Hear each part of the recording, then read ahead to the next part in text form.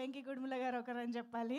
అలాంటిది ఆయన సినిమా థియేటర్స్లో వస్తోంది అని అంటే డెఫినెట్గా ఆడియన్స్ అందరూ చలో థియేటర్కి అనే రేంజ్లో ఆల్రెడీ భీష్మతోనే ఒక స్కేల్ పెంచేశారు.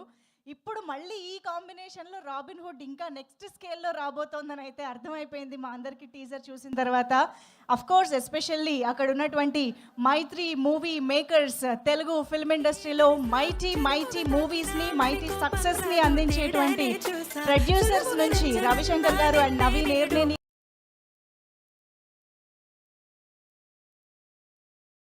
గారి నుంచి సినిమా రావడం ఇంకొక ప్రత్యేకత.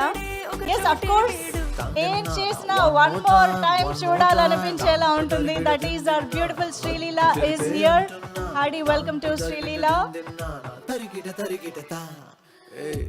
ఎస్ సో December 25th నుంచి థియేటర్స్లో మనందరికీ ఫుల్ టు ఎంటర్టైన్మెంట్